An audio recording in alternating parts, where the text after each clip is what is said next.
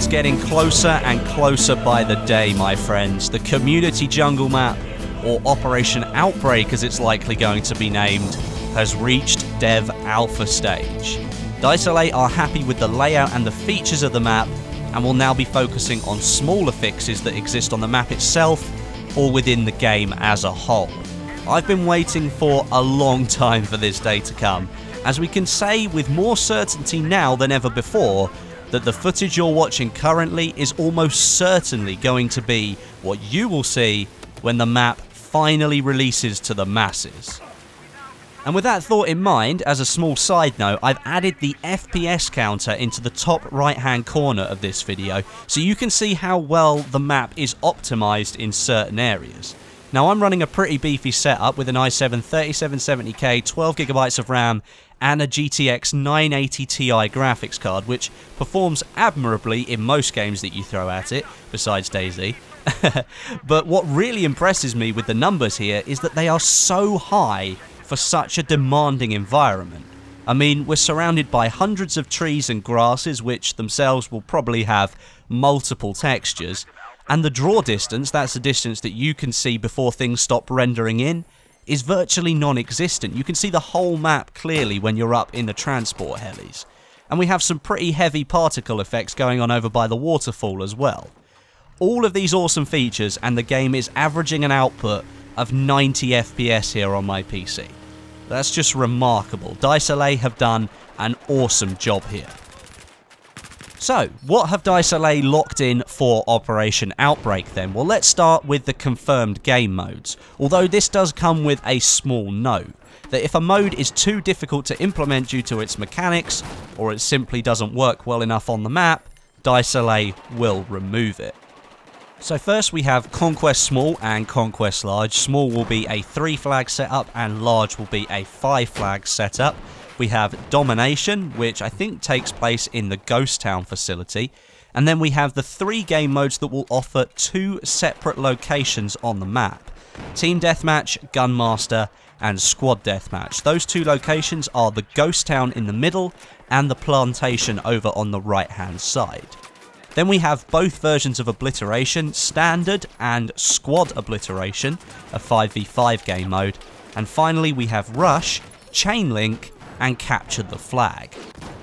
And Rush is the mode that I'd like to touch on here. Dicelate have asked for specific feedback on modes, and as I love Rush so much, I'm going to open my big mouth and have a little bit of a rant.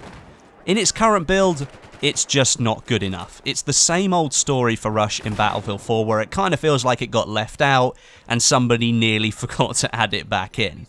I think it would send a big message out to the community if a little bit more care and support went into this mode on this map. So first of all, the balance between attackers and defenders. Attackers win every single time. It's good to see a map where the MCOMs being rushed actually pays off for the attackers, but now it almost feels too focused towards the attackers. The last set of MCOMs at the temple, for the example that I'm going to use, both of these in the last round that I played were armed within 20 seconds of each other, as they are right in line of where the attackers come from after taking the Ghost Town. It's just too easy. It doesn't feel rewarding to capture these last 2 objectives. You're about to win the game. You've worked hard to get to the last stage. So why not make it tense? Why not make it a close battle at the end? Make it feel like you're actually being rewarded for earning that win. And that kind of leads me on to my second point as well, because I don't think having a 3-stage MCOM map on the jungle map, which is just huge anyway, really makes any sense. Use more of the map. You've created this beautiful landscape, and the mode is limited to just a tiny section of that. Why not include the plantation? Use the out of bounds markers to make the travel pass more linear, so stupidly outrageous flanking is removed as a tactic. Right now, in the Ghost Town, snipers and engineers with RPGs can rain down hell on the destructible buildings in the middle, and they remove all the cover in like 30 seconds to a minute, and then rush the MCOMs. Where's the fun in that? Why not limit how high attackers can perch up on that hill on the right hand side meaning they can't have a vantage point to take out all of the cover in one swift swoop. And considering last week you nerfed the marksman bonus for snipers to force them to play the objective more, why then create an area that allows them to camp on a hill and not play the objective? Rush is all about linearity and pushing through checkpoints to capture an area and move on. At the moment, the mode just feels like Conquest, but you're guided by the mechanics of the mode to take the next objective. It just doesn't flow, it feels stunted. Maybe start at the plantation, then move across the river, getting over to the log camp, then back into the ghost town, onto the temple, and finally to the medical facility.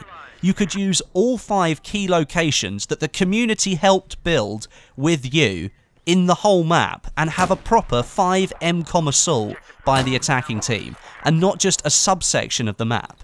Right now, the mode is wasting the potential of the full area that's available for players to use.